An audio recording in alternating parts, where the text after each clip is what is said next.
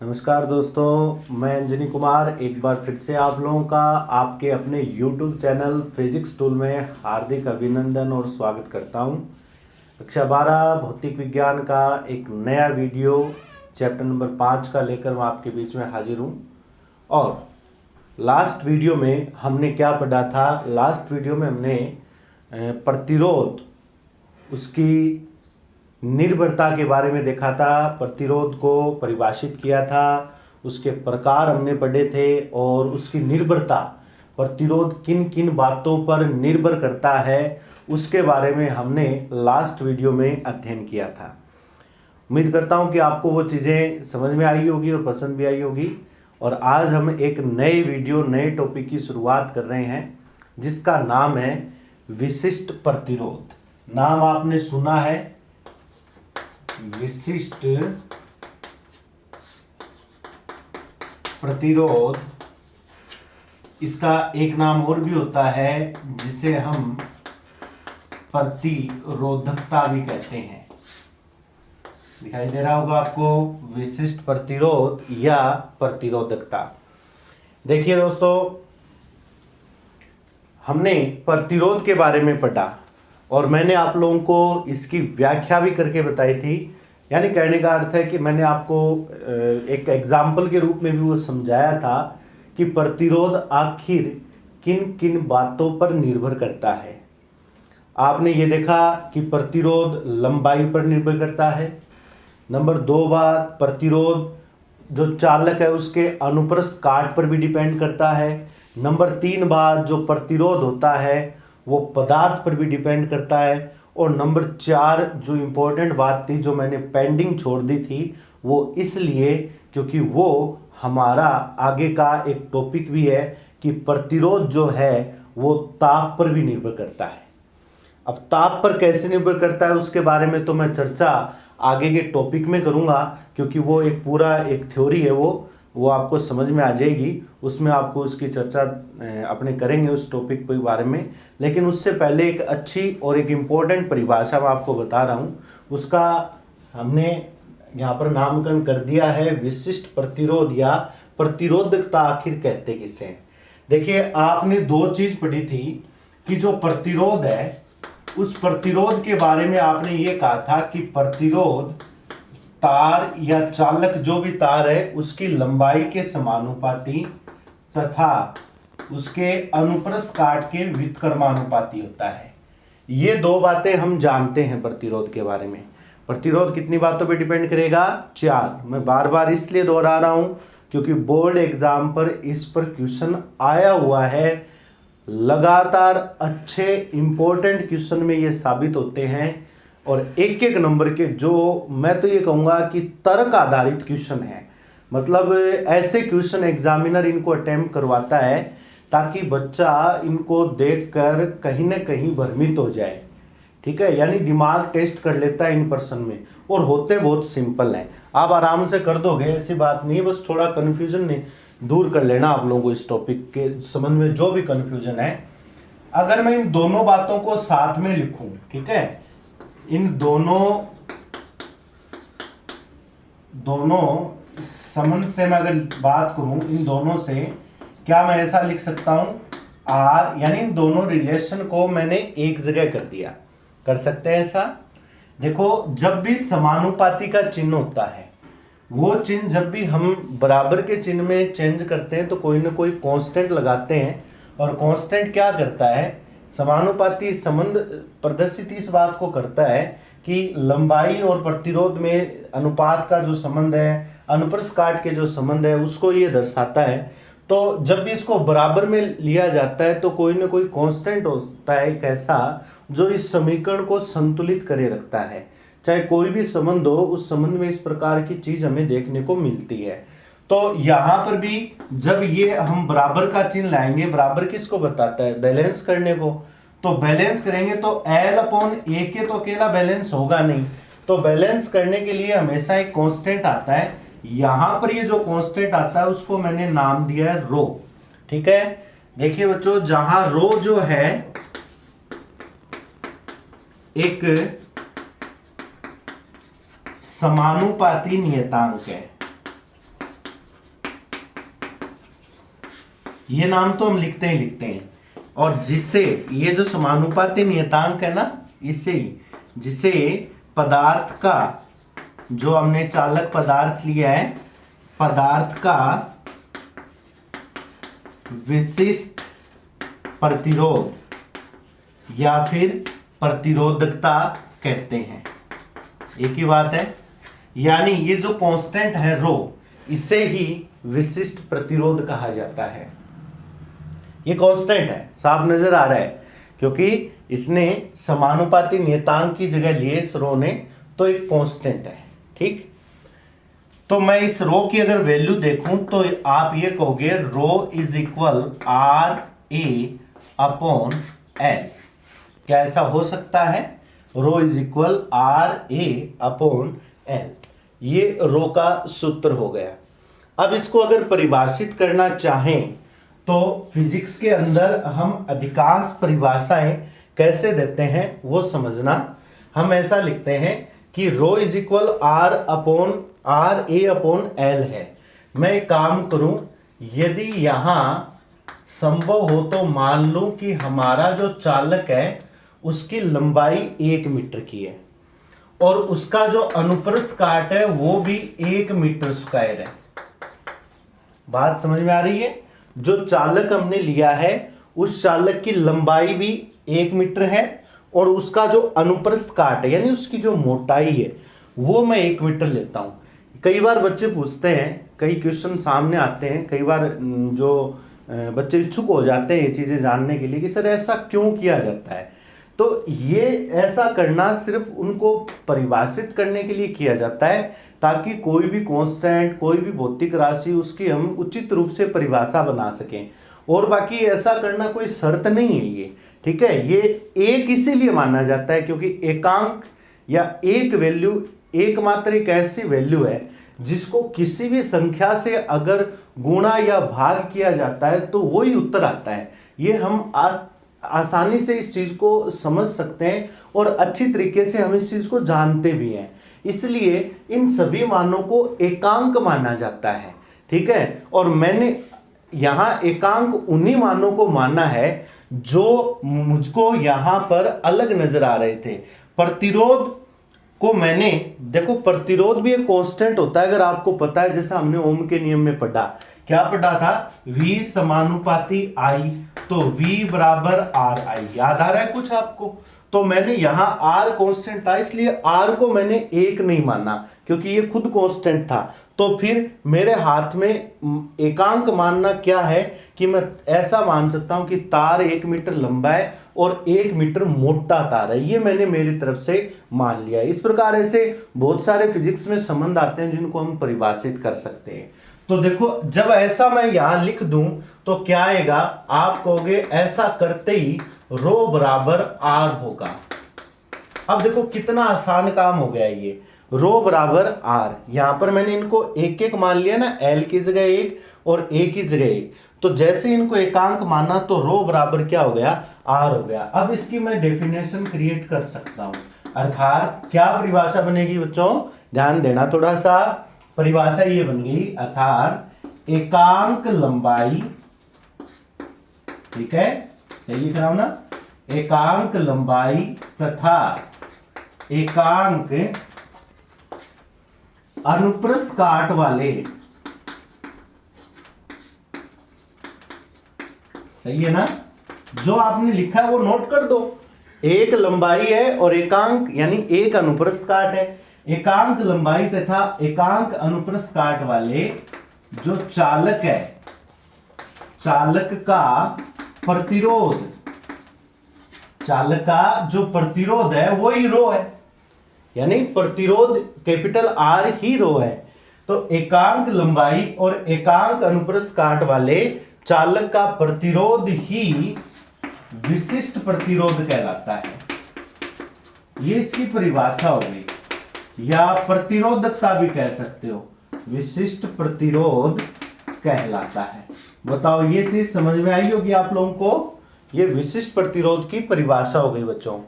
इसका अगर मात्रक पूछे तो आप मात्रक भी बड़ी आसानी से बना सकते हो। कैसे?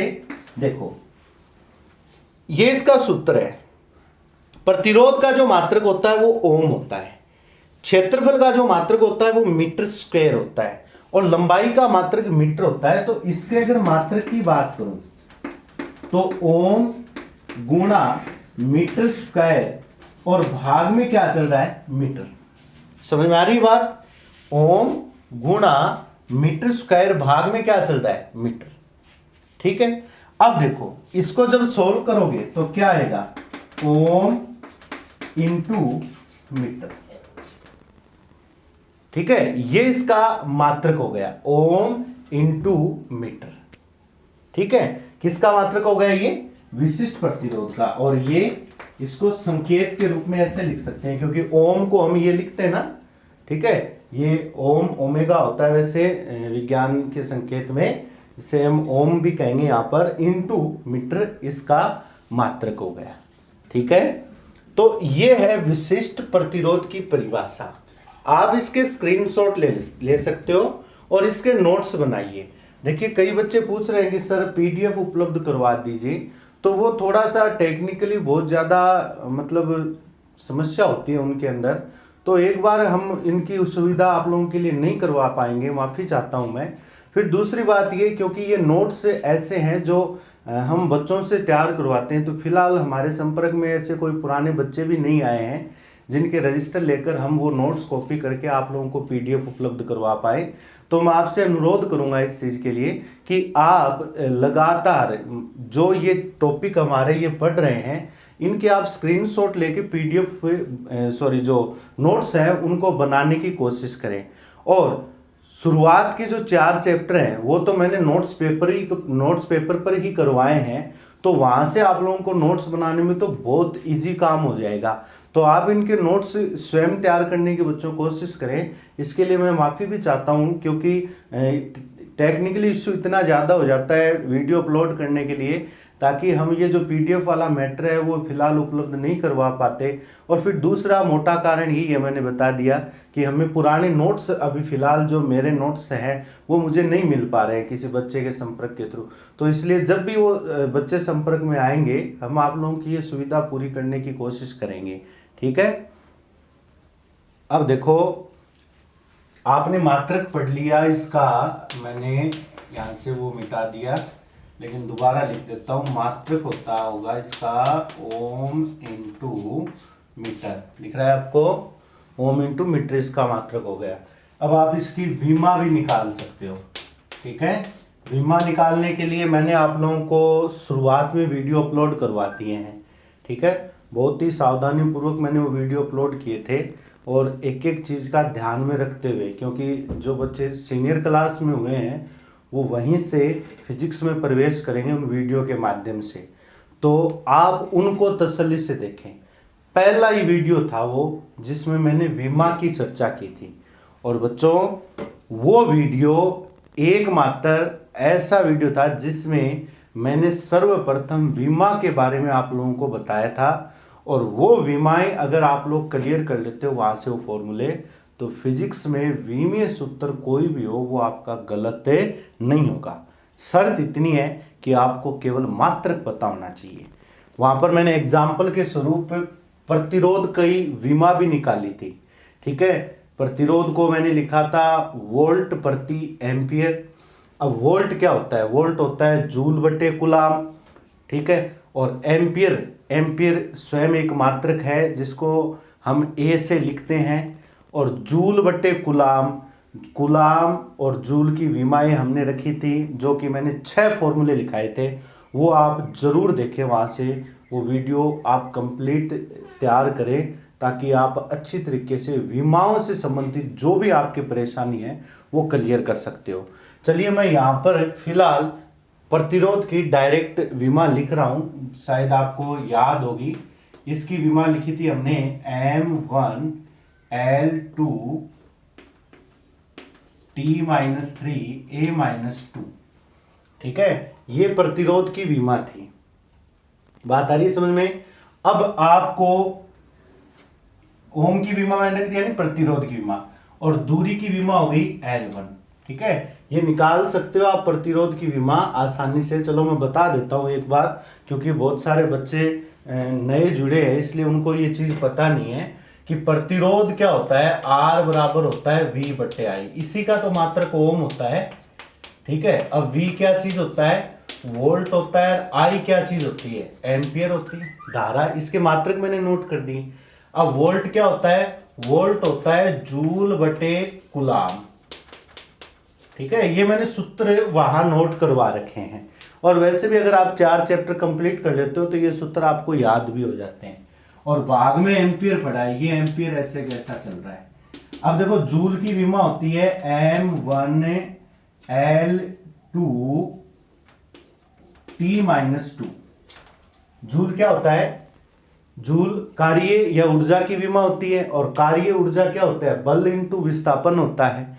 याद होगा आपको, तो बल इंटू विस्थापन होता है। तो बल इंटू विस्थापन से जब आप सोल्व करोगे, और वैसे इसकी डायरेक्ट विमा भी आपको याद होनी चाहिए, 6 सूत्र मैंने वहां नोट करवाए। तो ये कार्य की विमा हो जाएगी। और कूलाम होता है A1T1, एम्पियर गुना सेकंड होता है। कूलाम क्या होता है, एम्पियर गुना सेकंड होता है। ठीक है, और देखो ये जो भाग में कूलाम पड़ा है, ठीक है, ये सॉरी भाग में जो एम्पियर पड़ा है ये कूलाम से इससे गुणा हो जाएगा। तो एम्पियर यहां गुणा में ये आ जाएगा। ये चीज तो समझ में आ रही होगी आपको। ठीक है, ये तो साधारण गणित है बच्चों, और ये सिंपल से फॉर्मूले हैं जो मैंने वहां नोट करवाए। वो तो आपकी मैं केवल आपको समझ में आ जाए स्पष्टीकरण के लिए चीज नोट करवा रहा हूं। तो देखो यहां इसको सोल्व करोगे तो M1L2 और T-3 हो गया ना। ये देखो T1 और -2 ऊपर है, ये ऊपर आते ही माइनस का 1 बन जाएगा। तो -3 और नीचे a स्क्वायर हो गया, वो ऊपर आते ही -2 हो जाएगा। क्लियर है। अब आप मैच करो, मैंने सही लिखा है M1L2 T-3 a-2। क्लियर है। इस प्रकार आप प्रतिरोध की विमा निकाल सकते हो। अब प्रतिरोध यानी ओम को मीटर से गुणा करते ही ये चीज बन जाएगी M1L3 T-3 a-2, क्योंकि L1 और L2 इनका जब आपस में विमाओं का गुणा होगा तो L3 बन जाएगी। ये जो विमा आई है बच्चों, ये विमा कहलाती है विशिष्ट प्रतिरोध की विमा। किसकी विमा होगी, विशिष्ट प्रतिरोध या प्रतिरोधकता की विमा।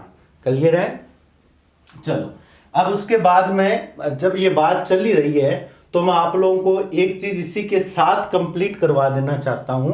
बाकी हम आगे पढ़ेंगे इसमें, क्योंकि ये भी एक अच्छा टॉपिक है।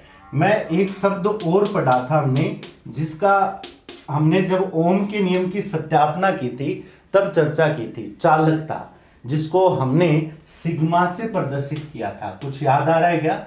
कंटिन्यू वीडियो देखें आप लोग, वीडियो लगातार देखोगे तो क्रमबद्धता से टॉपिक जुड़ते जाएंगे। और मैं बार बार आपसे आपको आश्वासन दिला रहा हूं कि मैं आप लोगों को अच्छी तरीके से ये चीज़ कंप्लीट करवाने की पूरी कोशिश करूंगा। लेकिन आप वीडियो ज़्यादा से ज़्यादा शेयर कीजिए और अपने क्लास के जितने भी स्टूडेंट्स आपके साथ पढ़ते हैं उन तक पहुंचाइए। प्लीज़ आपसे मेरा ये अनुरोध है, क्योंकि न तो मैंने किसी प्रकार का कोई व्हाट्सएप ग्रुप बना रखा है ताकि मैं उस ग्रुप में डाल दूँ और बच्चों के पास पहुंच जाए। मैं तो सिर्फ आपके भरोसे पर ये काम कर रहा हूँ और आप ही ज़्यादा इससे ट्रांसफ़र कर सकते हो। तो मेरा आपसे अनुरोध है कि प्रत्येक बच्चे तक ये वीडियो पहुँचाएँ, ताकि वो जो भी बच्चे साइंस में पढ़ रहे हों उनको इस चीज़ों का फायदा हो। देखो चालकता क्या होती है, चालकता किसे कहते हैं, तो मैंने वहां बताया था और आज यहां दोबारा लिख देता हूं। प्रतिरोधकता के व्युत्क्रम को कहते हैं। किसको कहते हैं, प्रतिरोधकता के व्युत्क्रम को चालकता कहते हैं। ये इसकी परिभाषा हो गई। समझ में आ रही बात मेरी। तो इसका मतलब सिग्मा बराबर हो जाएगा 1/ρ। क्लियर है। सिग्मा बराबर क्या हो जाएगा, 1/ρ। ये चालकता की परिभाषा हो जाएगी। ठीक है। तो अब इसका मात्रक भी अगर हम देखें तो इसका मात्रक हो जाएगा, देखो प्रतिरोधकता का मात्रक ओम इंटू मीटर है, तो चालकता का मात्रक हो जाएगा 1/ओम इंटू मीटर। समझ गए। इसको आप ऐसे भी लिख सकते हो, ओम गुणा मीटर की इनवर्स, क्योंकि इसको ऊपर लाएंगे तो टोटल -1 हो जाएगी ना पावर। ठीक है। और इसको आप चाहो तो इसके वैसे कई किताबों में अलग अलग ये चीज़ देखने को मिलती है, तो ओम इनवर्स मीटर इनवर्स भी लिख सकते हो। मैं इसलिए बोल रहा हूं ये चीज, ओम इनवर्स मीटर इनवर्स भी लिख सकते हो, क्योंकि कई बुक के अंदर, स्टैंडर्ड बुक के अंदर ओम इनवर्स को महो कहा जाता है। ठीक है, महो नाम भी मिलता है, लेकिन अपनी किताब में इतनी ये चीज आपको याद रखनी है। चलो मैं लिखा देता हूं ये चीज। ये जो ओम इनवर्स है, जैसे ओम की स्पेलिंग हम लिखते हैं ना, जैसे हमारे गुरुजी ने मैं तो ये बताया कि ओम ओम होता है, तो ओम की स्पेलिंग में लिखते हैं OHM। तो ओम इनवर्स मीटर इनवर्स ये लिख सकता हूं क्या मैं इसको यहां पर ऐसे। तो इसका जब इनवर्स करेंगे तो वो याद रखने का हमेशा तरीका बताते थे, OHM। तो इसका इनवर्स करो, इनवर्स करते ही इसका उल्टा हो जाएगा, तो MHO कर दो। MHO क्या कहलाता है, महो कहलाता है। तो इसको आप महो प्रति मीटर भी कह सकते हो। प्रति मीटर हो गया ना, ये महो प्रति मीटर भी इसका मात्रक है। तो ये चीज मतलब कई किताबों में देखने को मिलती है, हालांकि अपने स्तर की जो बुक है उनमें तो आप लोगों को ये चीजें देखने को मिलेगी, तो आपको ये याद रखनी है। ठीक है, वैसे जानकारी के लिए चीज आप नोट कर सकते हो, और मैं बार बार कह रहा हूँ स्क्रीनशॉट ले लिया करो। जैसे ही टॉपिक खत्म हो, बोर्ड पर जो काम कंप्लीट हो जाता है, स्क्रीनशॉट लेकर आपको करना क्या है, घर पर आप आराम से 15-20 मिनट के वीडियो होते हैं उनको आप देखो और उनके नोट्स बनाओ। ज़्यादा हम लंबे वीडियो अपलोड कर ही नहीं रहे हैं, और नहीं लंबे टॉपिक अपने एक साथ पढ़ा रहे हैं, तो जो बड़ा टॉपिक है उसको भी हम टुकड़ों में तोड़कर छोटे छोटे, ताकि आपको पढ़ने में आसानी हो। और काफ़ी जगह शिकायत आती है सर नेटवर्क प्रॉब्लम होती है गांव में, कई जगह पर नेटवर्क प्रॉब्लम की वजह से वीडियो नहीं चल पाते, इसलिए छोटे वीडियो बनाते हैं। तो आप इनको पूरे अच्छी तरीके से फॉलो करें आप। अब देखो एक चीज़ और बता देता हूँ इसकी फटाफट, मैं वीमा की चर्चा और कर देता हूँ। ठीक है, इतना हो गया तो वीमा भी हम निकाल लें, क्योंकि ये इसको क्यों छोड़ें। तो जब ओम इंटू मीटर का इनवर्स हो रहा है, यानी प्रतिरोधकता का व्युत्क्रम चालकता है, तो आप एक काम करो, ये जब इसका मात्रक उल्टा हो गया तो विमा भी उल्टी कर दो। कहने का अर्थ है जो जब इसको 1/में लाओगे तो 1/में में लाते ही ये जो प्लस का चिन्ह है वो माइनस का हो जाएगा, माइनस वाला प्लस का हो जाएगा, यानी चालकता की विमा ये हो जाएगी M-1 L-3 T3A2। ठीक है, ये हो गई चालकता की विमा। तो बच्चों चालकता और प्रतिरोधकता के बारे में आप लोगों को मैंने आज इस वीडियो के अंदर बताया। एक ध्यान रखना, आगे जब भी चालकता और प्रतिरोधकता की बात आए तो आप हमेशा मेरे कहे पर, मेरी बात अगर आप माने तो मैं आपको एक ही बात कहूंगा, सिर्फ एक ही चीज याद रखना। या तो आप चालकता की चीज याद रखो, चालकता की प्रॉपर्टी याद रखो, या प्रतिरोधकता की प्रॉपर्टी याद रखो। वो क्यों? वो इसलिए कई बार क्या होता है बच्चे एक साथ दोनों को एक साथ पढ़ लेते हैं। जब एक साथ दोनों को पढ़ते हैं तो उनके कंफ्यूजन हो जाता है कि यार उसमें क्या था और उसमें क्या था। तो इसमें कंफ्यूजन बच्चों को थोड़ा सा भ्रम में डाल देता है। इसलिए आप इतना याद रखो कि प्रतिरोधकता ये होती है और उसका उल्टा करते ही चालकता हो जाएगी। ठीक है, आप इसका स्क्रीनशॉट ले लीजिए। और आज की इस वीडियो में मैं आप लोगों को इतना ही कराऊंगा। आज की इस वीडियो में हमने प्रतिरोधकता और चालकता के बारे में पढ़ा। नेक्स्ट वीडियो में हम एक इसी टॉपिक को और आगे बढ़ाएंगे। तब तक के लिए धन्यवाद। जय हिंद, जय भारत।